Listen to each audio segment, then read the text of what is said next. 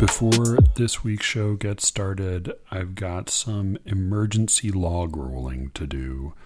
So Alexis Sears, frequent guest, SLEERICKETS Security Council member, and frequent deliverer of delicious conference gossip to Joanna's voicemail.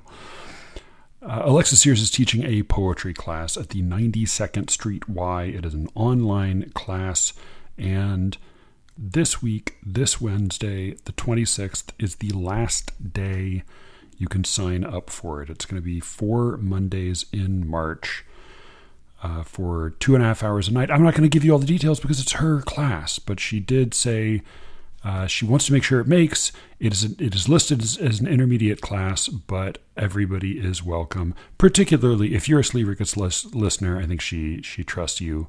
You can sign up. So do go. There'll be a link in the show notes.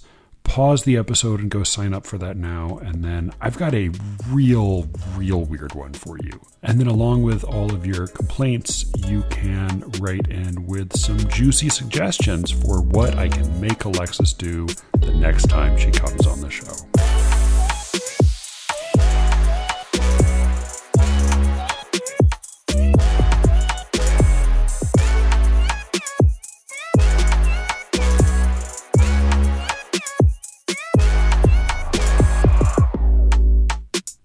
I'm Matthew Buckley Smith, and you are listening to SLEERICKETS. This is a weird one. This is one I was a little reluctant to do. It is. This was Cameron's request. He wanted to talk to me about, as he said, we do a lot of talking about atheism on the show, but he said you haven't done that much talking about what it is like actually to believe in God. That's sort of what we talked about. We also talked about a great article by Patricia Lockwood on mysticism and an anecdote, which I guess is now no longer an anecdote, about which something I have been reluctant to bring up, something I would not have brought up were it not for Cameron's prompting, because I don't want to sound like a fucking crazy person. But I have decided just to embrace the X-Files atmosphere of this week's episode. And since there's not really much poetry in it otherwise, I thought I would just start by reading you an FBI poem. And by FBI poem, I do not mean just some poem that somebody wrote about the FBI. I mean a poem written by the FBI. So this is, I just finished this book. It's not a great book, but it is pretty fascinating material. It's called COINTELPRO. It's about the counterintelligence program the FBI ran on the Socialist Workers' Party, along with the Black Civil Rights Movement and a lot of other 60s and 70s peaceful lefty organizations. It's pretty appalling what they did, and there was a huge lawsuit brought about it. But among the various documents that were released was a copy of a poem written by the FBI and disseminated as propaganda. I think the idea was that it was going to discredit George Weissman. He was a socialist, but he had become involved with. So there was an infamous case. It was the Committee to Aid the Monroe Defendants. This was an infamous case in Monroe, Georgia, in 1964, in which 2 little boys were railroaded and sent to serious juvenile reform, like bad news juvenile reform academy, for being kissed by a white. There were 2 black boys and they were kissed by a white girl. This is like school kids, like at the playground. And this was a huge scandal. There were a lot of civil rights activists and socialist activists who got involved in trying to overturn this sentence. And the FBI thought it would be a great idea to turn the socialists and the black civil rights workers against each other, because all of this was somehow a threat to the federal government. It is really bonkers. But they sent this poem they wrote a little poem. The idea was that George Weissman, who was a Socialist Workers Party member who was involved with the Monroe defense, the idea was that he had stolen money from a black dentist and then blamed it on a robber. This was the claim.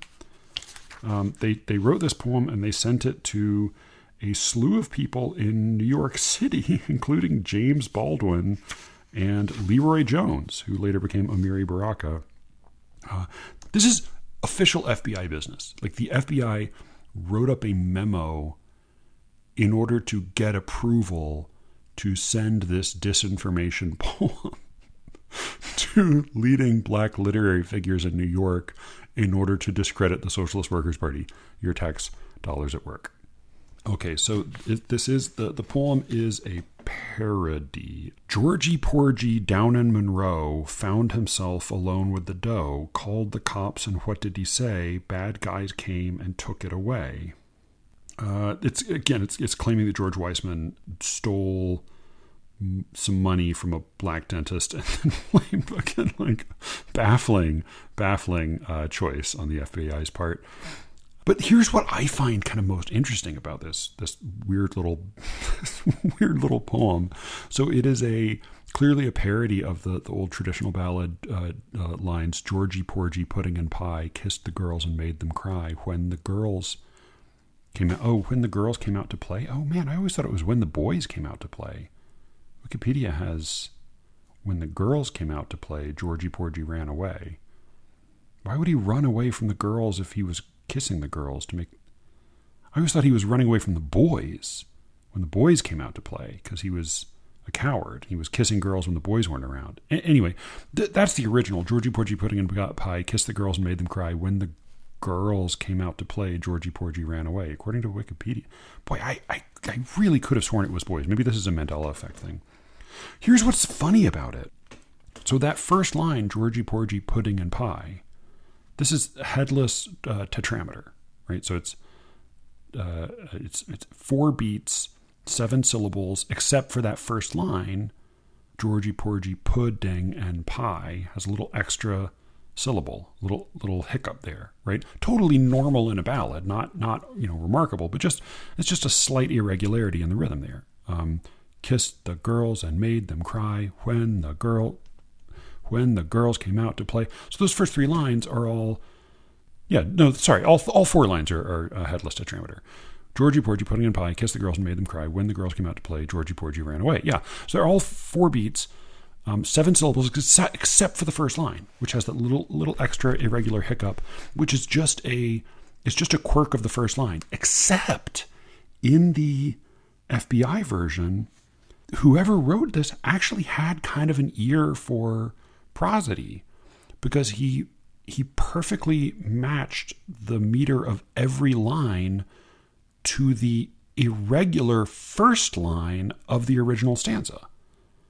Georgie Porgy pudding and pie. So the FBI version is Georgie Porgy down in Monroe found himself alone with the dough, called the cops, and what did he say? Bad guys came and took it away. So they all have that little extra hiccup, right? Little anapestic foot in the 4th position. They all had that little funny closing anapest. So, I don't know, it's just like a strange choice. Okay, I don't think it was a choice. I think that was just something that whoever was writing it knew the first line of the poem, knew the original poem, and was perfectly matching. Had a good enough ear to get the prosody right, but was matching it to the one irregular line of the original. Slightly more telling, of course, is that the original poem, well, this poem is about a socialist stealing money from a dentist. The original poem is about a boy kissing girls who don't want to be kissed. And that's sort of what's great, is that the FBI is showing their hand even when they're trying to write a disinformation poem. They're tipping their hand that what this is really about is this case in which, in their eyes, the little black boys were guilty. They were the Georgie Porgies, right? That even their choice of a poem to parody reveals what was on their mind to begin with, which was this terrible, it was called the kissing case in Monroe, Georgia. I think it was Monroe, Georgia. Was it Georgia or was it North Carolina? I thought it was Georgia. But I might have thought it was Georgia because I now live in North Carolina and I used to live in Georgia, and I think of it as just whatever my home is. Fuck. All right. Well, at any rate, that was your FBI poem for the week. And now is a very strange conversation. I think some of you will be really into it and some of you will tune the fuck out. Regardless, do go sign up for Alexis's poetry class at the 92nd Street Y. It is an online course. You can take it anywhere you want. It's a 6... I'm not going to give you the details. It's an evening course, 4 Mondays in March. Go sign up now, unless Wednesday the 26th has already passed, in which case you listened too late, you lazy piece of shit. And now Alexis is out of work and is going to have to come stay in a basement. God damn it. So I did not finish the whole Patricia Lockwood article, although I forgot how much I like her. Like, she's just really... she always wins me over, and it's not a voice that, it's a jokey kind of jaunty, slightly hyperactive voice, which can easily be very annoying, but it's, I find her totally winning. I like her voice to some extent, but I also don't find it winning. I think at times it buckles under its own requirement to kind of win the reader over, and it sort of fails to be as, I guess, as originally opinionated or as literarily interesting as I think it should be. Like, it seems to me on like the edge of very good writing, in that it's found an extremely entertaining and very, what's the opposite of adversarial? Very sort of collegial. I don't know. Genial. Yeah, well, no, genial. Yeah, very genial tone. But I'm not sure that quite has the. I think sometimes it sacrifices, maybe not seriousness, but like insight for a certain genialness. Yeah, I mean, it's funny because I don't know that I agree with her, but we should announce what we're talking about. Yeah. So she wrote this article. I was just thinking there was a line I liked that was just like a great sentence from her Updike. It was a very celebrated Updike review. Oh yeah. But the great line from it, because she basically says like I was supposed to trash this guy, but actually I'm going to praise him. But the line is, you don't bring in a 37-year-old woman to review John Updike in the year of our Lord 2019 unless you're hoping to see blood on the ceiling. She wrote a review of a book called Mysticism by Simon Critchley, which is a kind of a survey overview of mysticism as well as literary accounts of mysticism. And she both praises and criticizes the book. Mostly she takes it as an opportunity to praise Henry James and talk about some other stuff. But yeah, I find her very partly it's because she is fighting. William James. William James. Varieties of Religious Experience. William James. Mm-hmm. But she's very biting and funny, but also has a very sunny attitude. Like, she loves to love things. She's not writing in order to be bitchy. She's writing in order to be excited and along the way make fun of a lot of stuff, which I totally enjoy. I will also say I don't share her enthusiasm for mysticism. And she quotes plenty of passages and says, wow, isn't this amazing? And my response is, no, this is not credible and sort of annoying or embarrassing. But I find her very charming. Yeah, it's interesting. We have the completely opposite reaction. I guess I find her charming and nice, but I find the mystics a lot more interesting than I find her writing. And I think so. I'll take the opposite approach. I do. So yes, this was an article published in the LRB, London Review of Books, on Critchley's book. She mainly wants to discuss mysticism and occasionally refers to the book. The most amusing parts of the article is when she discusses Critchley's hyper philosophic linguistic descriptions of mysticism, which, like many sort of pulp philosophers, when they sort of try and talk about the ineffable, sort of often just edge into slightly pretentious and meaningless linguistic ramblings on on the bad side of verbosity. But in this case, I mean, I wanted to discuss this article with you because I don't know, I've become quite interested in religious experiences and religion recently, and I guess I kind of wanted to use this as a sort of jumping off point Yeah, because yeah. I wanted to talk to you more about your experiences of religion and your religious experiences as a child, and then obviously sort of your move to atheism, which you've talked about. I Sure. mean, often, but I'm not sure completely on the podcast. But yeah, let's start with this article. Is there any like thing particularly you want to sort of, I don't know, like draw our attention to? I mean, well, and as I said, I didn't quite get to finish it. But yeah, I mean, unfortunately, I think my primary response to it was that it was such a pleasure to read. That she's just like, in a way, she reminds me a little bit of Christopher Hitchens in that I often don't agree, but I really enjoy the experience. I mean, she's not at all like where Hitchens was sour. She is sweet, but she's just as much fun. And I enjoy like I her enthusiasm for James makes me want to read him more. I've read a couple of his essays and enjoyed them, and I have heard Varieties is really good, but I've never taken it all. I've read portions of it, never taken it all on. So she did make me want to read that. She has this enthusiasm for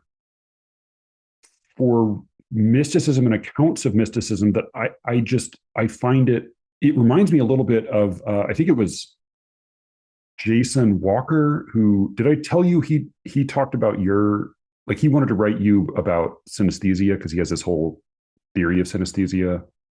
Um, but No, you he didn't. asked me a question about it, and my response was like, well, I just have never experienced it, and I have no. It's not that I don't I mean truly the only synesthesia I ever experience is when I see words, I hear sounds. Like when I see Mm-hmm. I hear word sounds, but it doesn't. It's so alien to me that it's hard to arouse my interest. And mysticism feels very much like that. Like That's even when interesting. I had religious experiences, even when I did believe in God, mysticism wasn't ever quite the game for me. That's that's Me, that's interesting. I mean, also yeah. I never mean, done drugs, which is maybe if you you listen mean to who? Elijah, you You might mean and not just Elijah, but like plenty of other people, then that might be part of it. Like if you do certain drugs, then it might help you have mystical experiences. yeah, hallucinogenic perceptual drugs can shift one's perception in a manner reminiscent of mystical experiences. I tend to think that, like, of the two, if one is to place a hierarchy on it, mystical experiences are more intense and authentic, and perceptual drugs can often allow one to enter into a sort of lesser or a state sort of less intensely, I don't know, fulfilling or reperceptualizing as mystical experiences, but sort of along that track, I guess they allow one to sort of strive closer towards that zone. Okay, well, so two things. I mean, on a tangent, synesthesia, but I've been thinking a lot about synesthesia because I've stopped believing in the idea that people tell me that sort of every individual person's synesthesia is sort of an individual idiosyncratic quirk of their character. Having like, I mean, I've made friends with recently. I've made friends with quite a few people with synesthesia. Well, two, Okay. not that many, but two. And actually, it's quite fascinating to know how similar synesthetic experiences and synesthetic associations are. So I'm coming to slightly doubt those people who claim that synesthesia is a completely individualistic and therefore slightly meaningless experience, or at least a meaningless experience to convert into art. But that's another story. On the mysticism front, I want you to talk about this a bit more because obviously, like, it's not that just you were religious when you were young. It's that, like, as a child, you say you had, I mean, not particularly profound, but like very occasional religious experiences, right? You say you saw Yeah. angels. Yeah. Do you want to qualify that slightly? No, I saw angels when I was a little kid Mm-hmm. on a number of occasions. I don't remember exactly how many. you know, I But would like often or very not often. periodically. I mean, I don't. I remember it being enough that there was a period when it was a thing that happened in a, Right. in a like you would use the imperfect tense in Spanish to refer to it, right? Yeah. Okay. It was Okay. a thing. It was like if it was like a Colson Whitehead novel. Like every event in a Yeah. Colson Whitehead novel is like we would go to the store, So yeah, there was a period when I was 5 or 6 when that happened a lot, and maybe some on either end of that stretch of I mean, time. just out of curiosity, what like describe? I mean, what Totally when you say angels, unremarkable, what do you mean? small, human shaped, winged, glowing, bright light, warm feeling. I mean, very Sounds a conventional. bit like you saw fairies. I mean, like if you're Ross Douthat, you would say like, hey, the traditions of fairy, they're actually a corruption of angelic encounter.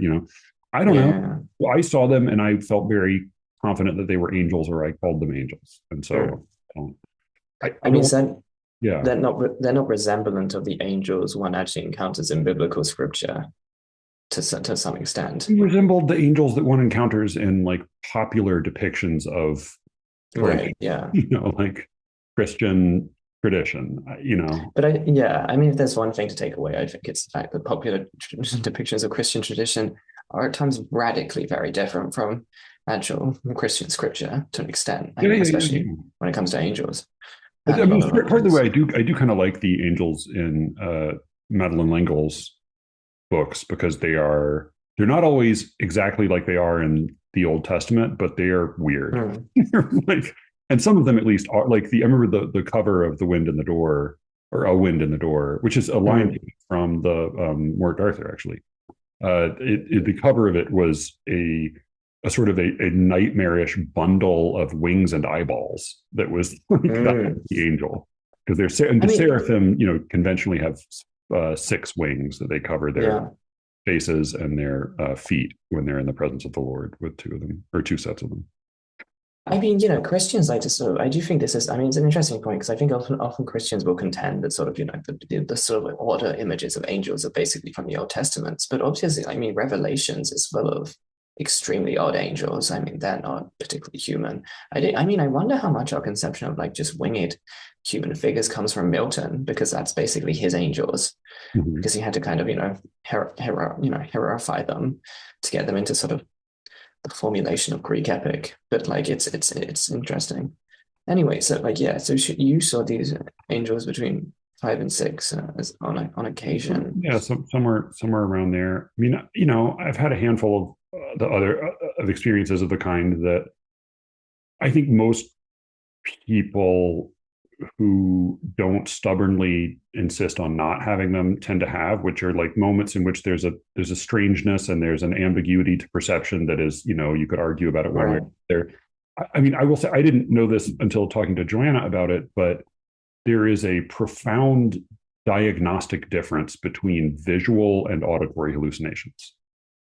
Well, your So auditory hallucinations are a lot more worrying, aren't they? yeah, In some auditory kind. hallucinations are much more serious, Yeah. because the part of our mind that processes vision is so enormous and complex that for it to have little flickers and flutters from time to time is very normal. With your hearing, you really should never hear voices that are not there. Like if there's white noise, or Yeah. if there's like, I know like every parent has the experience of, if there's white noise, you hear a baby crying, or you hear Mm. whatever age your kid is, you hear a voice of that age calling for you. Yeah. But Yeah. Yeah. beyond that kind of thing, you really should never hear a proper voice. Actually, I mean, people say, I mean, Yeah. something like psychiatrists will be very, very exacting about. It's like, well, the voice told me, did you hear a physical sound, or did you imagine somebody saying something? Because it is. Mm. So, I mean, Yeah. I've had a handful of those kind of experiences. There's one So you've had a handful of visual experiences or auditory experiences? visual, yeah. Okay. Okay. There's one other that is also visual that I'll tell you about it because that's what we're talking about, I guess. But I Hmm. also hesitate to call it a religious experience, because it didn't. I mean, my only real experience at the time was fear, although that's, I guess if you're going to the Bible, fear is pretty standard. Yeah, Um, we can get to that. but my experience was not, oh, I came into contact with the beyond, or with some greater power, or something spoke to me, or I had a revelation in my heart. My Mhm. experience was of encountering something physical and tangible and real in the world. And I don't have any doubt that that happened. I attribute no meaning or interpretation to it. And Okay. this was with three other people who also remember it. So Okay, like, sorry, could you contextualize this? Because I mean, we've just got, I mean, the yeah, yeah, aliens yeah, are at yeah. 5 and 6. This is Yeah, later. I was golf 13 somewhere in there, maybe. Cool, Uh, 13. Okay. yeah, and I was with my friend John, who sometimes listens to this podcast.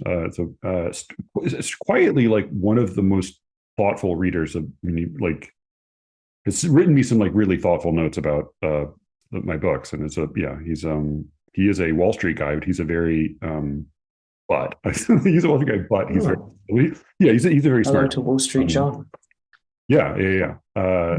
He was there. He remembers it. My cousin, who was a year older than me, was there, and my little sister was there. She was 3 years younger. We were up in the mountains in North Georgia. I mean, it is a little bit goofy sounding, but we used to walk down the road there's a house my granddad had up there in the mountains. We would go to periodically, and down the road, I mean, pitch dark, but down the road, little dirt and gravel road, there was a little Baptist church with a cemetery, and so we would walk down there at night and sit in the cemetery and tell ghost stories to each other. And walking back from the cemetery, it was very dark, and we'd done this walk plenty of times. This is not unusual, but there was a light at some distance, maybe 50 feet, 100 feet, because there are woods on either side, not very deep woods, but kind of woods. And then, further in, there's some houses. And there was a light I saw in the woods that I assumed was a light in the window of somebody's house. And then we walked a little further along, and there was another light. And I realized that there was a light where there wasn't any house. And they multiplied. There were a lot more of them. They were kind of a bluish white light that were maybe like the size of a baseball, and were very quickly multiplied on both sides of us, and were suddenly all around us. And we were scared, and we all held hands together and just sort of made ourselves keep walking down the road. And for a couple of minutes, there were just these bluish white lights all around. People, we've looked up like swamp gas and ignis fatuus, and there are various, descriptions of kinds of lights people would see in the woods. And this wasn't quite like that, because it wasn't like I saw a funny light that was swamp gas that was a little ways away. This was over and over and over and over and over again, all around us at all different heights. And eventually we came through that little passage of road out to the other side. And this was also not like, oh, there was a little bit of a burn on my retina, or a little bit of a little illusion. I mean, you get that sometimes where you have a little flicker of something in your retina. This was very distinct and very clear to all of us. And eventually we came through, they were gone after a while, and we came out the other side and went home. And we told the adults about it, and they responded exactly as you would expect, which is like, oh, well, that's very nice, and there wasn't really anything else to say about it. We were glad we'd survived. That's the experience I've had that I truly can't account for. I feel like I Yeah, feel like if I was a hippie in the 60s, I'd just say it's aliens. But like, yeah, yeah. that's interesting. No, right, and that's the thing, is like there's no good interpretation, there's no good thing to say about it. It's so easy to slip into some like phony, groovy mysticism. I'm using mysticism, but like it's not mystical. It was a weird thing that I was there for. Mm. And So yeah, in your conception, mystical is defined by a certain sense of unreality. no, not unreality, but it does seem to me as if part of mysticism is feeling a connection with the self, like that there's a thread of meaning between the strangeness of the outer world and the perception of the inner world, right?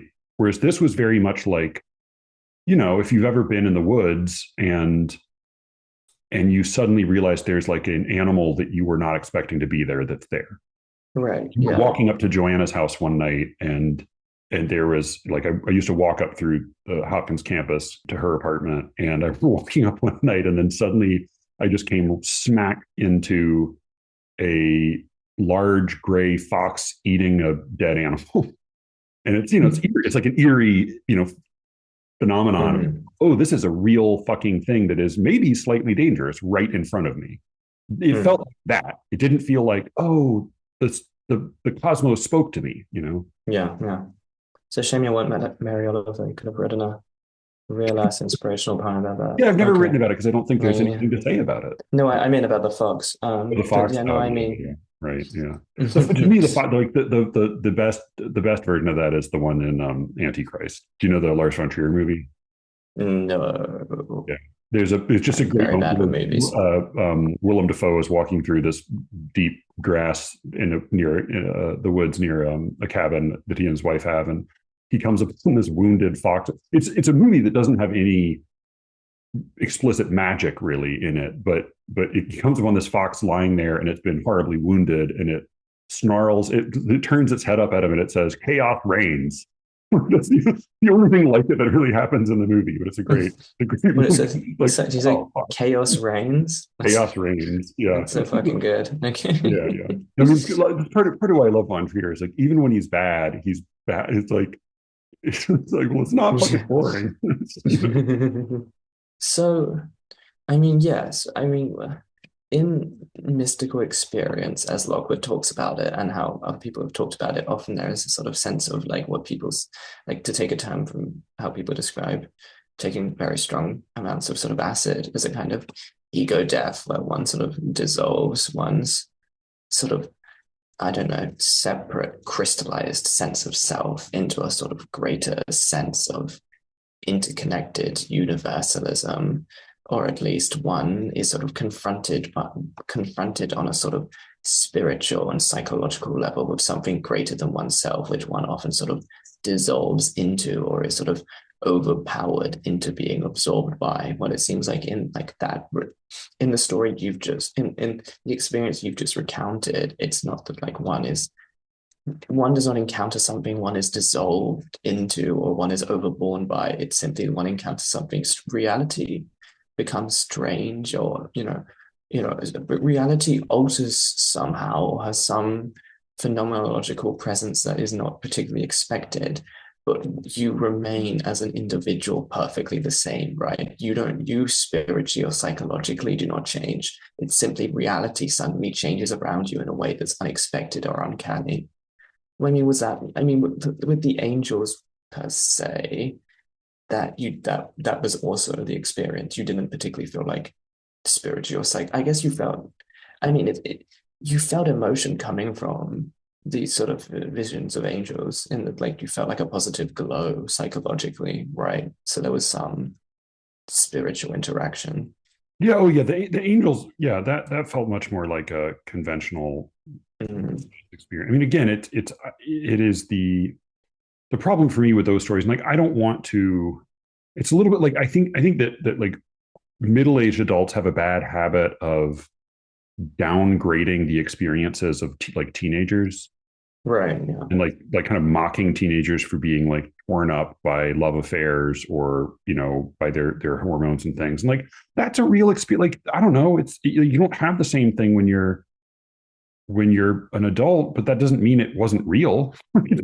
Yeah. It wasn't legitimate. And so I don't want to like downplay my childhood self's experience. I have probably not difficult to imagine skepticism about it now, Right. but particularly because I think it was a very warm, pleasant, positive experience, and like Yeah. I just did a whole episode on like cherchez la femme. Look for is there a reason Mm. it would be good? It would feel good to believe this. Then that doesn't mean it's not true, but it might tell you something about yourself. Yeah. Yeah. Yeah. Yeah. Yeah, okay. Yeah. And I guess like yeah, the angel's experience is so kind of in some way quite tropic, right? I mean like it's very similar to a kind of trope you would have. Like a trope of sort of positive angel experience. You know what I mean? Like it's very, Yeah, yeah, yeah, yeah, very stereotypical, basically. I mean, yeah, yeah. what Of like do you course, and have even fear? even just like, oh, that like there's something, particularly if you're in a Catholic milieu, like if you're mm, a child who sees angels, then that like it's not like I talked to a lot of people, but I talked to my parents about it because I thought I Mm, didn't because I told them I saw angels, because I thought like it was a normal thing. And then, but you like you learn pretty quickly when people mm. respond to a certain, it becomes about you as much as anything else. Right, So right, right. Yeah, yeah. yeah. I mean, how do you parse it now? Do you think it was completely sort of hallucinatory, or do you think there was some I reality mean, to it? again, I think like our accounts of childhood perceptions are not really, it's not really quite a fair game to play, just because I think childhood perceptions are their own animal. So, Hmm.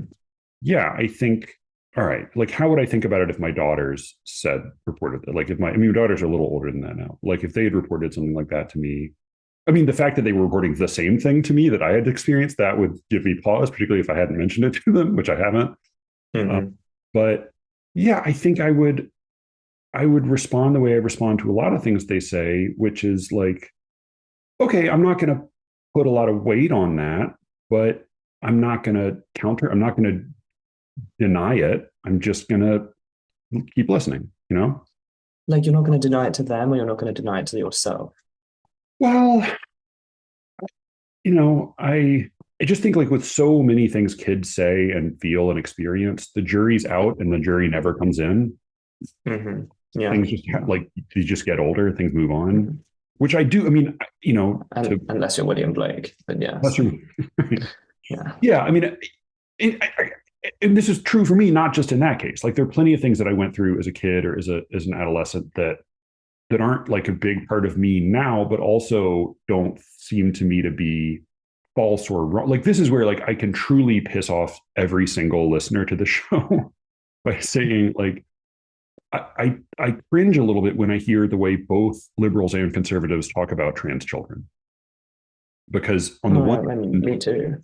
I think like when I hear liberals say, "Oh, my child declared that he's really a boy and not a girl, and so we're going to socially transition him, or we're going to dress him in these clothes, or we're all going to affirm this and use these pronouns whenever we talk about him, even if he's not in the room."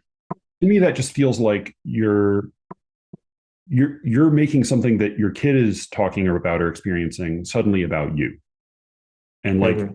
that, Yeah. like I fucking used to dress in girls' clothes at times when I was like a teenager. Like, I mean, fucking, I don't know. Like, people have a lot of different experiences. And then when conservatives talk about it, it drives me crazy because it feels like they either want to like say, oh, well, the kid didn't ever think of it on his own at all.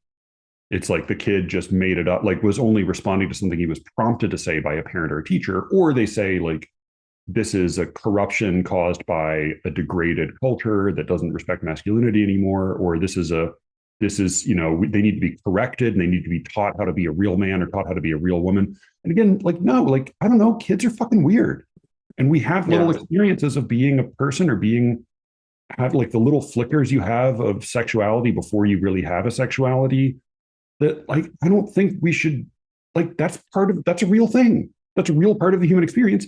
And yeah, I Yeah. also think in most cases we probably do grow up to be like a gay man or a lesbian woman or just a weirdo. I don't know. So I Yeah. just I don't want to.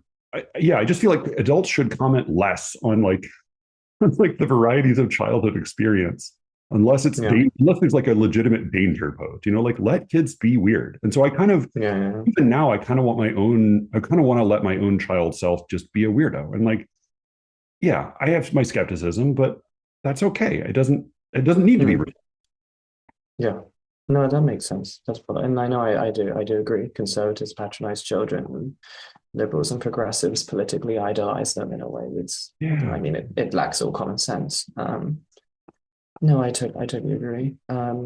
Okay, so I mean, you've talked quite a bit about sort of becoming an atheist, right? And like sort of the atheistic conversion. I'm quite interested to sort of, I guess, like just to hear you discuss more about when you were basically like a Catholic and like, you believed in the Catholic God. Because I feel like you don't really talk about that as much. And I'm quite kind of curious to know sort of, and I guess like what was your mindset, what things you did believe, what you didn't believe, how you sort of conceptualized it before you had the kind of fall into non-belief.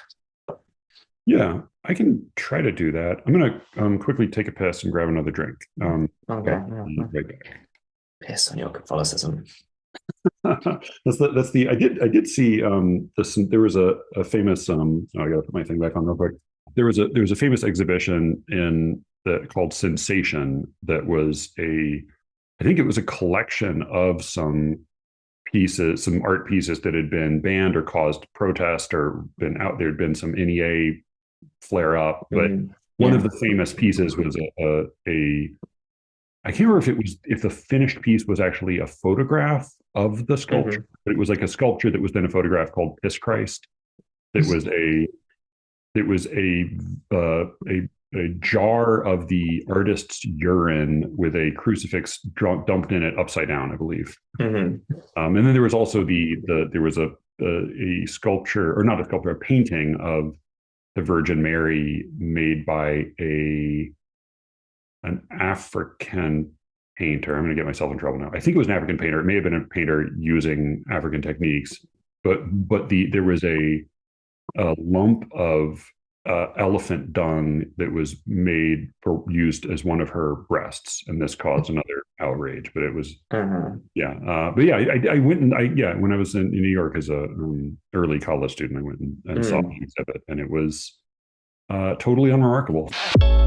The slight connection that I think is not insignificant, maybe between hallucination and religion, is not. I mean, I'm actually not interested in speculating about whether various mystics were hallucinating or whether I was hallucinating. I mean, again, I think hallucination is a term we use a lot, but we don't. Mm. We use it, I think, in a little bit of a misleading way. It's something that Hmm. I talk with Joanna a lot about because when you see in a movie or a TV show whether somebody is being crazy or doing drugs, hallucinations look like you are just seeing a thing occur. Like Yeah. you're seeing a man walk into a room or you're seeing a tree turn into a dragon. I mean, that's how it's sort of represented. Hmm. I've worked on drugs, so I can't comment on that. But her observation and what rings pretty true to me based on there's no psychosis in my family, but you go to the very edges of things like depression and you start to the world starts to Yes. No. Yeah. Yeah. Yeah. um but like her observation was that hallucinations proper are actually seldom like what's really happening like with Mm. elements of hallucination, but what's really powerful is delusion, and Oh, it's yeah. often No, kind for of sure. like that carries the Mm. day. No, um yeah. and it I think like there are what's amazing about a delusion is that like the psychiatric part of it is not the subject matter or the consequences, it's the conviction. Yeah, And so for sure. once you become convinced that the editors of the newspaper that there's somebody at the newspaper who's sending a secret message to you, Yeah, yeah, yeah. everything you do from there may be perfectly rational, right? It's the conviction Yes. that that's really Right, happening right, right. Yeah, yeah, yeah. that makes that is the terrible distorting element, and that's so deadly. When people have very serious delusions, I I don't want to like literally literally a very annoying book that I have read called The God Delusion. Oh God, my parents are in uh, love with that book, and they haven't read yeah, it. yeah. I mean, it's exactly what it's. I read it and it was exactly what I expected it to be. Yeah. I mean, he By as plenty of other people, by like he by is what's quite his name? Richard Dawkins. Dawkins. Yeah, that's it. That he is quite brilliant in talking about evolution. Hmm. Oh And no, he came with a yeah. He revolutionized the field about yeah, oh yeah. I yeah, mean, about as genes. well Yeah, as yeah, yeah. having coined the term meme, although he what Oh he yes, I forget used about it to that. mean Yes, is that's not true. the way we use it today. No, no, no, no, no. But yeah, yeah, yeah. But but I do think that there is a way in which, again, I'm not interested in talking about somebody else's beliefs or calling somebody else delusional, but I think that the part of the experience for me of believing in God was having this conviction that was almost like background radiation. Like we've all had Mm. the slightly odd experience of having like a really difficult pain. Like you have a Hmm. terrible, terrible headache, or a terrible stomach ache or a joint or something that's just Mhm. really, really ailing you. And then the experience of having that pain relieve, either because it goes away or you take a drug for it, is a little unnerving because the sudden absence of something makes you so Right. peace. This is sort of like, oh God, there's such a positive goodness to this absence, to this not Right. being. Right. And Yeah, it's what like yeah, and poets like to pun on sort of absent present, the presence of absence, and that's yeah, yeah, that. yeah. I Yeah, mean, yeah, yeah. and Even it, I've done that. right. And it can be, it's like, depending on the kind of My pain, it can sins. move you to tears. Yeah, yeah, But it was almost like the opposite of that for me, losing faith. It was like something I hadn't realized was positively there was suddenly taken away. It was like the yeah. Hmm. the absence of pain was removed. Right. like Yeah. like now, rather than something being added, it was like something I didn't know could be taken away was taken away. Well, it Um, sounds like yeah, it sounds like you were kind of voided. You sort of well, I mean, to quote Eckhart from the Art Meister Eckhart. I don't know if is that how you say his name? Meister Eckhart. I Meister think of it Eckhart. German, yeah, Meister Eckhart. Yeah, Meister Eckhart from the article you sort of became.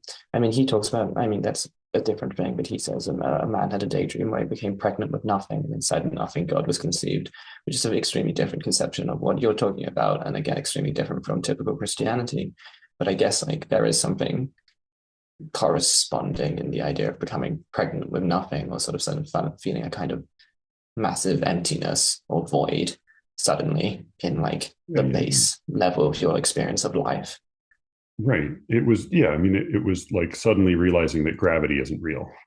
Like, oh, Mm. I'm standing in an open field. I should be indoors so I don't fly into outer space right now.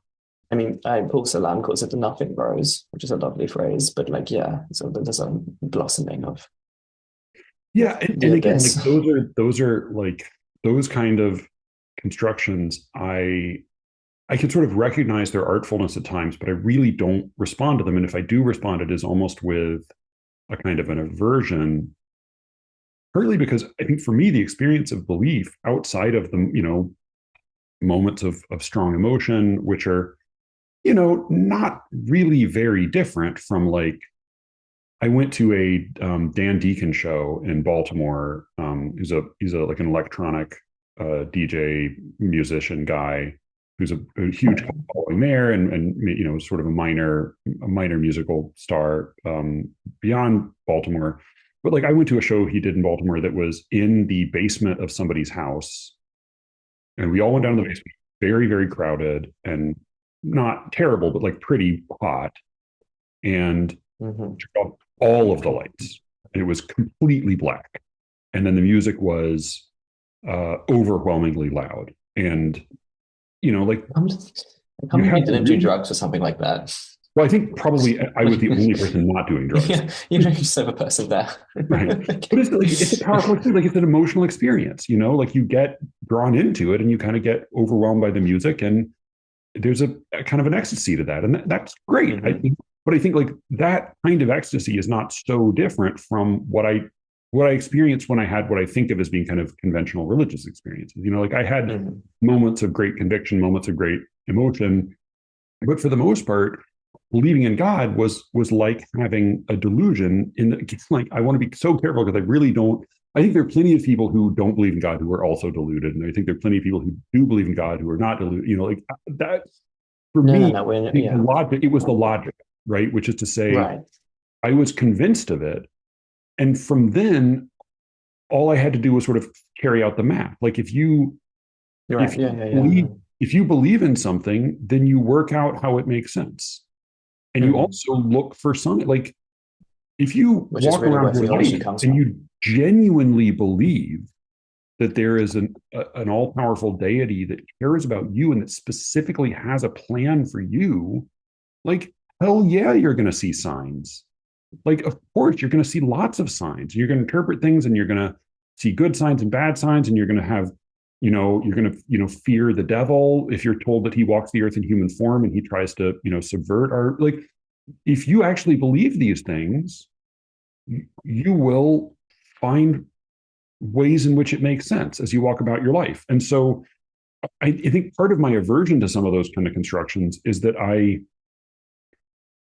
like what also happened for me was that as I walked about the world, I like had a lot of conviction and I had a lot of, and I found a lot of ways to engage with the world that corresponded to my belief in God.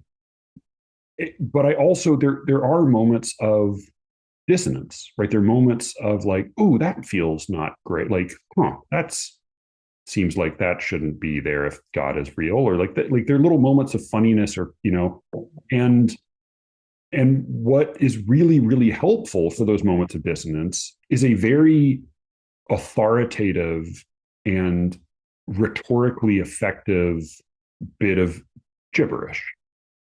Like to be kind of crass about it. I think like if you can, I mean, it's like to me, like so, like I sort of love that kind of writing when I really believe in God, in part because it helped me resolve those moments of dissonance. And again, like I don't want to say, I don't want to speak for anybody else, but No, sure, just personally now as you. when I encounter them now, I feel a little bit the way I feel when I encounter like, I mean, it is not like nothing has made me want to be woke more than the rise of the woke right. Like, nothing has made like annoying lefty wokeness more appealing than it's going totally out of fashion.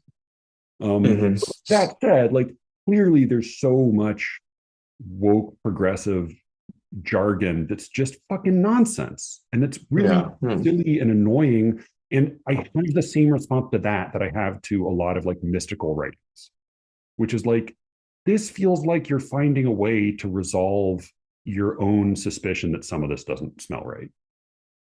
Mhm.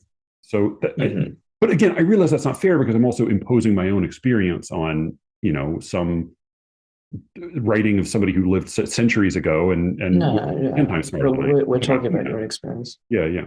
Okay, I'm kind of interested actually in as much as, like, could you describe a bit more? Like, I guess I want to know more how, I mean, when you say, you experience cognitive dissonance when you believed in God, and then you would come to like what theological writing or theological sermons. I mean, like A, what are we specifically talking about? And B, did they dissolve that dissonance by just being so loud they spoke over it, or they dissolved it by sort of reasoning it away? You know what I mean?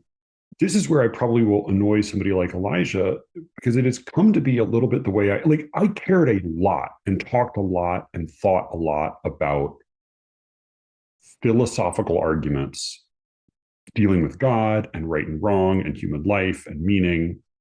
Oh, philosophical arguments for God are god awful. Philosophical Yeah, arguments for like God are I really stupendously like I was idiotic. very, very interested in that when I believed in God. And I think it's okay. So like there's this thing in TV writing where like, and the best example is Law and Order, any episode of Law and Order. Like there basically, like in Law and Order, you can draw a gun and you can arrest a guy, and occasionally you can have like kind of a physical fight. But Mhm. for the most part, the like you every problem that arises, and in order for the show to work plot wise, and it's a very, very well plotted show, in order for it to work, every scene is sort of the confrontation with a new problem, even if it's a very small problem. And there's as David Mamet says, what the way the scene ends is you fail, but you fail in such a way as to lead you to your next attempt. But I'm thinking about TV writing is that because they're teleplays, they're much more like stage writing than like movie writing, because you're not writing for a big visual budget. You're writing basically for a bunch of little plays, little tiny scenes where guys are talking to each other on a screen that's sort of easy to set up in a room or on a set. The kind of the unspoken rule is that in a TV show, almost all problems have to be solvable by way of saying something. Like you have to be able to like blackmail the guy, or you have to bully the guy, or you have to sweet talk the guy, or you have to reason with the guy, or you have to trick the guy. But the way you solve your problem needs to be basically by talking. I think part of the reason I really loved talking about philosophy and life and death and meaning and God and reasoning as well as like both literary and sort of rational or philosophical ways of dealing with these questions is that in the terrain of words, in the arena of words, theism stands a chance. In the arena of words, a belief in like a meaningful and fundamentally good universe has a fighting chance. In the arena of like naked reality, it feels a lot tougher. And I know people will So disagree with me there, but like in your that was, I think, part of why I clung to words. Again, it sounded like Obama talking about the guns and religion. Like part of why I clung to words, I think, is because like if the game was words, maybe I could win. but is it really in the arena of words, or is it in the arena of rationality and logic, or even just logic? I'm not talking about sort of rationality generally. I mean more the ability to logically rationalize and argue something. It's both and either, right? Like that's why I both loved kind of rational or pseudo rational arguments for God, and I also loved literary or emotional kind of evocations of belief or confrontations with the question. Like if you could put the question of why do bad things happen to good people in the form of words, you can start to answer it, right? Well, you can start to evoke it. I'm not sure you can start to answer. Horrible, painful, terminal birth defect. It's harder to answer that because it doesn't take the form of words, I see your point, but I feel like I feel like we're blurring. I feel like we're slightly misconstruing things here, which is like in the arena of words, it is easier to evoke an experience. In the arena of words applied in a logical and abstract argument, it is easier to answer a question or an experience per se, right? Like it's not simply that using words you can answer why good things happen to bad people. It's that words in that sense are a tool for an abstract logical argument for why good things happen to bad people. And that's where the constellation occurs. Words can also be a tool to just evoke the experience of bad things. I've been saying good things happen to bad people. What I meant was words are a tool to evoke the experience of bad things happening to good people. And I meant that for every other occurrence when I said good things happening to bad people. Both of those bother people. Like both of those. Yeah. That's true. It was something I was reading the other day. It was like, if there is no afterlife, then Hitler got away with it. Motherfucker, Hitler got away with it. He did. Yeah, Hitler did get away. Like you think like if he got executed really painfully, that would get even? Like he got away with it. Well, I mean he did, yeah. I mean, by that logic, he did have to shoot his wife and his dog, and I'm pretty sure he at least loved his dog. So I mean, by that logic, he kind of didn't, but also like, yeah, he got away with it because fucking millions of Jews are dead. That's when he got away with it. No matter whether he gets tortured afterwards. No, but then so the slight clarification then is I think like with words, it's not just rational argument. It's all because I think part of like believing in God, I find what for me was an invitation to the Mott and Bailey fallacy, right? Which is like the old term for what Daniel Dennett calls deepities, right? Which is like you make a big claim, but then when pressed on that claim, you retreat to the most conservative interpretation of it.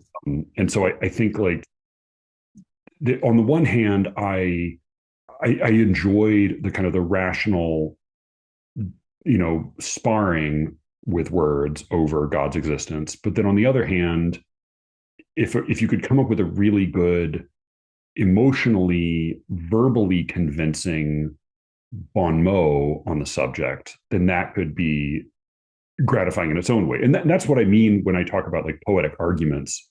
I don't mean what I think Elijah may genuinely mean a different thing, because he actually is interested in poems making rational arguments.